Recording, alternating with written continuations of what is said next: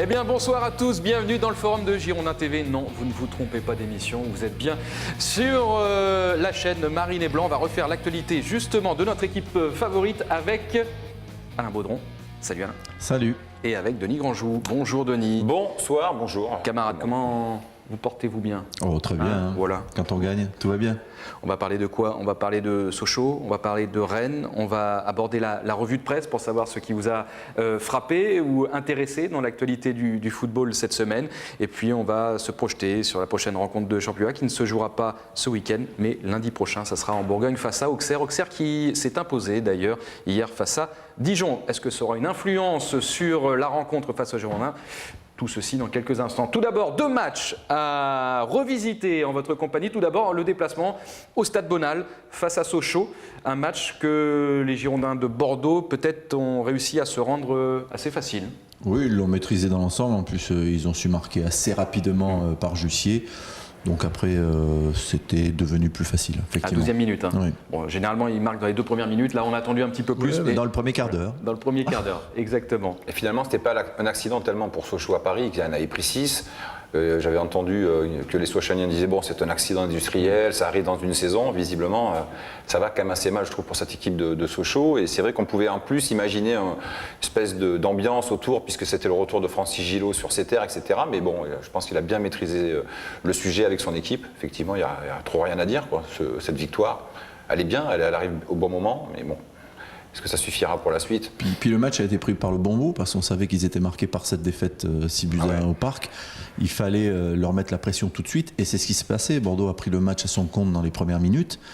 Et c'est là où Sochaux est obligé de reculer, de subir, et à force de subir, même si Bordeaux n'avait pas eu beaucoup d'occasions, hein, mais on sentait qu'il y avait une emprise sur la rencontre, et c'est venu avec ce but de Jussier qui a concrétisé la domination. Est-ce que Bordeaux a bien joué, ou est-ce que Sochaux est vraiment une équipe qui a en ce moment la tête dans le seau? C'est un peu les deux, non? C'est un peu les deux. Bordeaux a bien joué, mais je pense que Sochaux, ils sont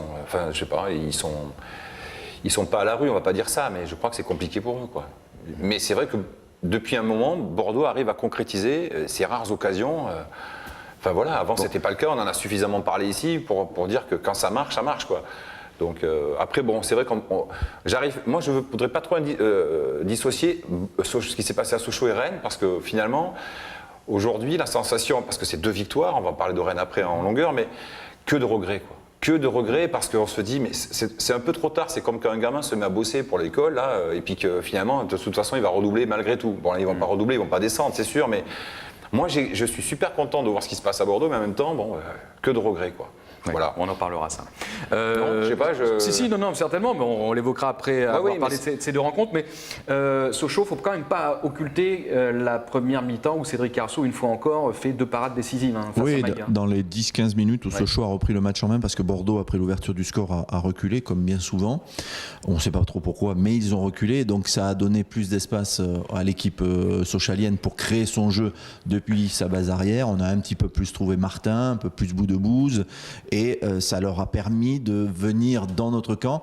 Après, le premier but, la première occasion, c'est Maïga qui se la crée tout seul. C'est pas sur une action, il reçoit le ballon, il élimine Siani, Henrique se jette. Bon, ça fait occasion. Et après, c'est un centre de Camara et il est au premier poteau pour devancer son défenseur. Carasso est sur la trajectoire. C'est pas non plus le Sochaux qui nous en avait mis 4 l'année dernière dans la création du jeu. C'était assez laborieux. Ils ont repris le contrôle du match parce que Bordeaux a reculé. Si Bordeaux ne recule pas, je pense qu'il n'aurait jamais existé dans ce match. La parenthèse Maïga, comment vous l'avez trouvé, justement? Sur la première mi-temps, intéressant. Bon, la deuxième mi-temps, elle est un peu plus courte pour lui puisqu'il est expulsé.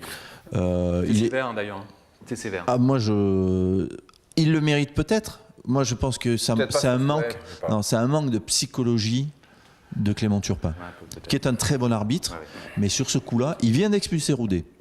Les Sochaliens, ils sont relégables, ils sont à la rue, ils sont énervés, ils sont à cran et tout. L'autre, bon, il vient faire tête contre tête, il lui donne pas le coup de tête, ça se voit.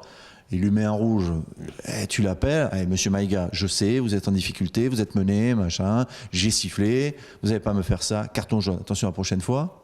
Dès la moindre petite intervention de votre part irrégulière, je vous remets un jaune, c'est rouge.